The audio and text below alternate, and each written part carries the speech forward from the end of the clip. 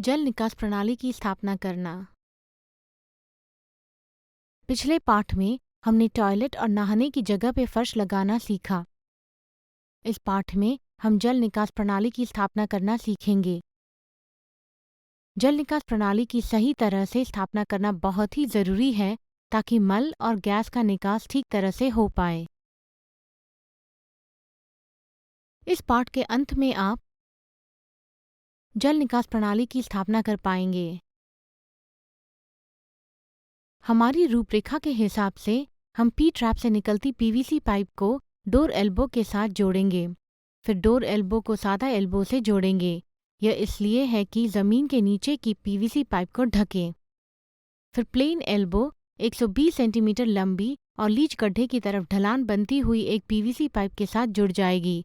आखिर में 300 सेंटीमीटर लंबी वेंट पाइप को लीच गड्ढे के रिंग पर स्थापित किया जाएगा।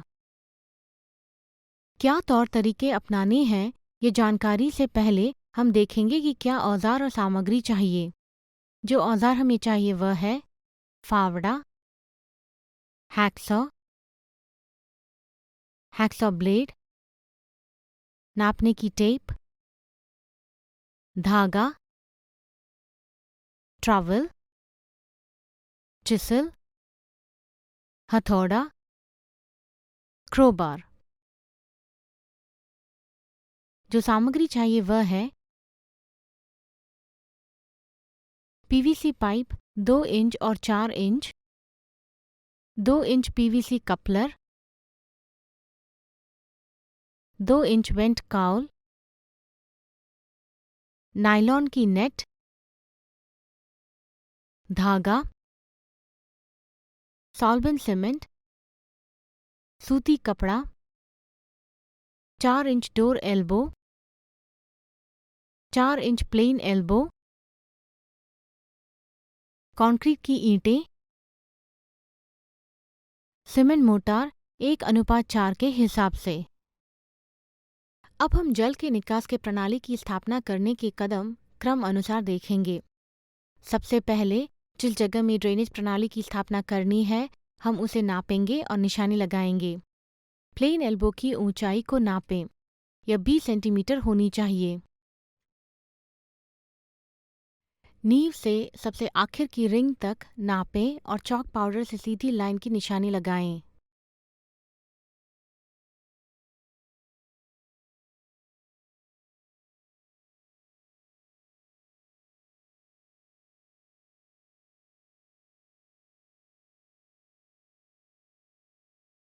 इस निशानी लगाई जगह को 25 सेंटीमीटर नीचे खोदिए।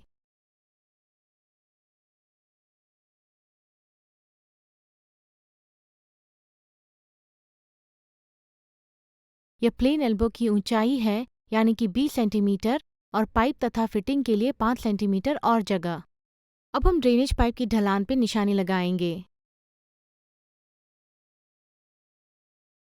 इस परिस्थिति में बेसमेंट और रिंग के बीच की दूरी 120 सेंटीमीटर है। क्योंकि हमें हर 100 सेंटीमीटर पे 1 सेंटीमीटर की ढलान चाहिए, हम रिंग के निशानी के नीचे 1.2 सेंटीमीटर की निशानी लगाएंगे। यह ढलान तकरीबन और ढलान के हिसाब से बहुत ही कम है, इसलिए हमें एकदम सही होने के लिए बहुत ही सावधानी बरतनी चाहिए। वाटर लेवल के एक छोर को पीवीसी पाइप के ऊपर रखें जो बेसमेंट के बाहर निकलता है और वाटर लेवल के दूसरे छोर को रिंग पे रखिए। कंक्रीट रिंग पर की लेवल के जगह के ऊपर एक पेंसिल से निशानी लगाइए। यह निशानी और पाइप के ऊपरी हिस्सा का भाग एक ही स्तर पर है। इस निशानी के नीचे 21.2 सेंटीमीटर नापें और निशानी लगाएं, यानी 20 सेंटीमीटर प्लेन एल्बो की ऊंचाई और 1.2 सेंटीमीटर का ढलान। प्लेन एल्बो के ऊपर के हिस्से को इस बिंदु पर रखें और जहां पे छिलना है वहां पे निशानी लगाइए।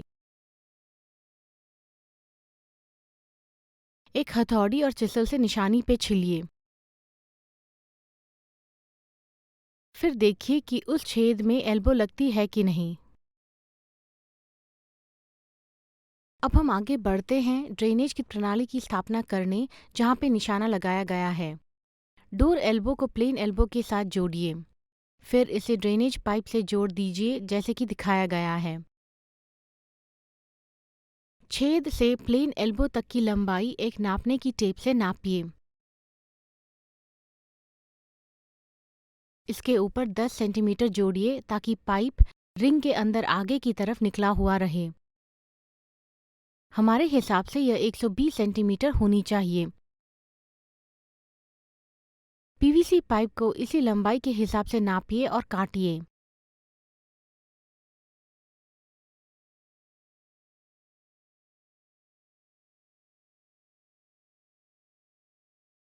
पाइप के किनारे को हैक्सॉ ब्लेड और कपड़े से साफ कीजिए। सॉल्वेंट सीमेंट से प्लेन एल्बो को पीवीसी के साथ जोड़िए। इसके लिए हम नापेंगे और निशान लगाएंगे पीवीसी के उस हिस्से पे जहां तक प्लेन एल्बो के अंदर जाना है।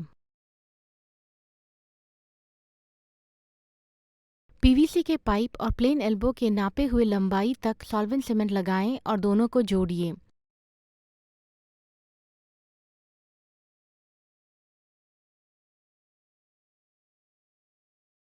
पीवीसी पाइप की खुली तरफ को रिंग के छेद के पास रखिए।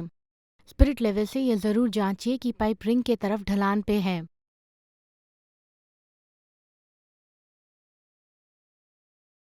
अगर ढलान पे नहीं है तो पाइप के नीचे की थोड़ी मिट्टी को निकालिए ताकि पाइप ढलान पे हो।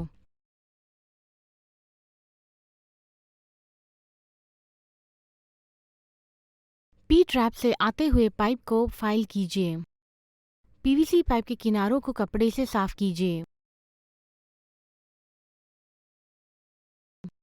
डोर एल्बो के अंदर वॉशर लगाइए। वॉशर के ऊपर और बेसमेंट से बाहर निकलती पीवीसी पाइप की फाइल्ड जगह पर ग्रीस लगाइए।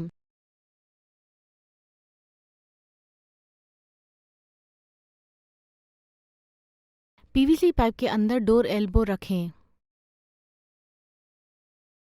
प्लेन एल्बो और डोर एल्बो के जोड़ने की जगह को एक कपड़े से साफ कीजिए।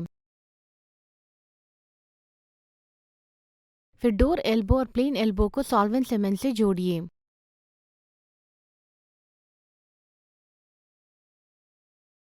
अब हमने पानी के निकास की प्रणाली स्थापित कर दी है। अब हम बेसमेंट की जगह और रिंग की छिली हुई जगह को भरेंगे। छिली हुई जगह पे पानी लगाइए।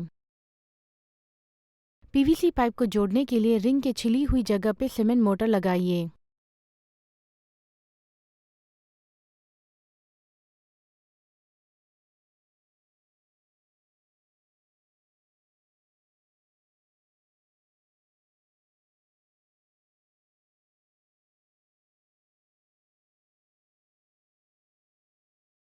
इसके दूसरी तरफ बेसमेंट पे सीमेंट मोटार और कंक्रीट की ईंटों से उसे भर दें।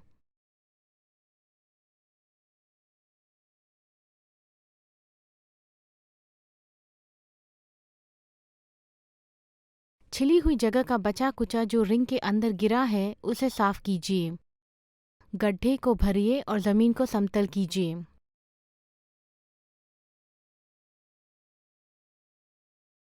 हमने बेसमेंट की जगह को भर दिया है और रिंग की जगह को छिला है।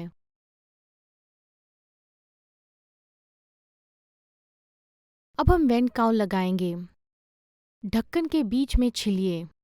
2 इंच की पीवीसी पाइप और चॉक से बीच में निशानी बनाइए।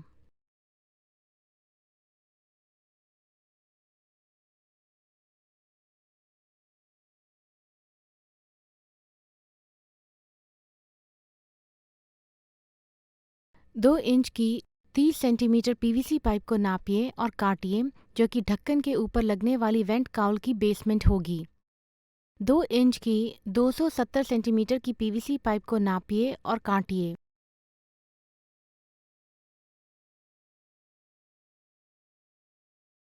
वेंट काउल को 270 सेंटीमीटर के पाइप के आखिर में जोड़िए।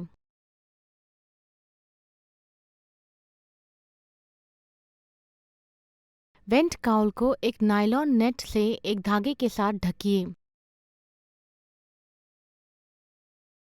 हम वेंट काउल को इसलिए ढकते हैं कि मच्छर गड्ढे के अंदर नहीं जाएं।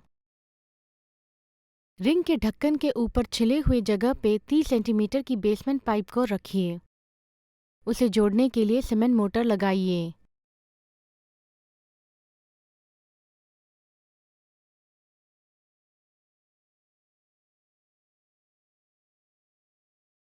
रिंग के ढक्कन के ऊपर की बेसमेंट पीवीसी पाइप के साथ 270 सेंटीमीटर की पीवीसी पाइप को जोड़िए।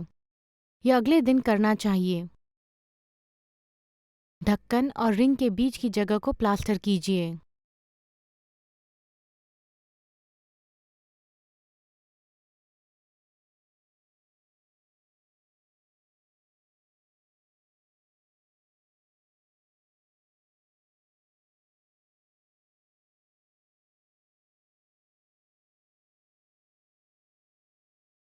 अब हमने वेंट काउल को स्थापित कर दिया है। इसके साथ हम इस पाठ के अंत में आ गए हैं। इस पाठ में हमने सीखा है जल निकास प्रणाली को लगाना और वेंट काउल को लगाना। अगले पाठ में हम छत लगाना सीखेंगे।